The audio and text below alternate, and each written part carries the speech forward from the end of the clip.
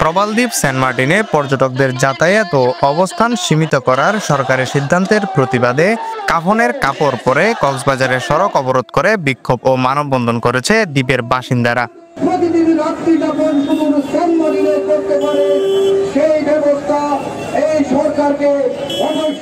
বুধবার ১৯ নভেম্বর কক্সবাজার শহরের কলাতলী ডলফিন মোড়ে প্রধান ফটকের সামনের মহাসড়ক অবরোধ করেন তারা।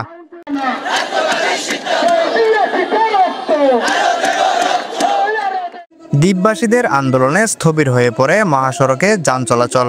ভোগান্তিতে পড়েন কক্সবাজারে বেড়াতে আসা পর্যটকরা।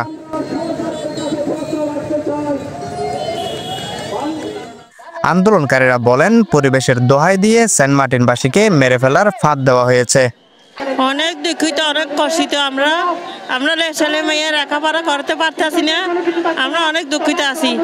আমরা পর্যটন বন্ধ হয়ে গেছে, আমরা পেট চলে না, আমরা পেটে অনেক কষ্ট, ভাত খাইতে পারতেছি না। তাহলে তো আমরা তো জীবিকা নির্ভর থেকে যদি পর্যটক যেতে দেয় তাহলে সেন্ট মার্টিনের মানুষ খাবে কি হবে? এখান থেকে টুরিস্ট গেলে আমরা চলতে পারি না, হলে আমরা চলতে পারি না। এখন আমাদের চলা বন্ধ হয়ে গেছে। আমরা এটা সেটার জন্য এখানে আসতেছি। হ্যাঁ, এটা আমাদের দাবি, আমাদেরকে এটা খুলে দিতে হবে। উদ্দেশ্য হয়েছে সেন্ট মার্টিন এখন খুব খারাপ অবস্থায়, বন্ধ সেন্ট মার্টিন। আমি চাই সেন্ট মার্টিন খুলে দাও। সেন্ট মার্টিন বন্ধ হওয়া জানে মানুষের পেটে লাথি মারা। আমি চাই সেন্ট মার্টিন খুলে দাও। খুলে দিলে মানুষের ব্যবসা বাণিজ্য সব চলবে।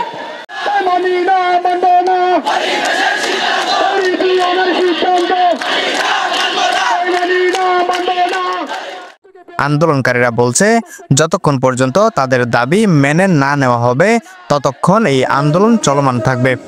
News desk, CCN।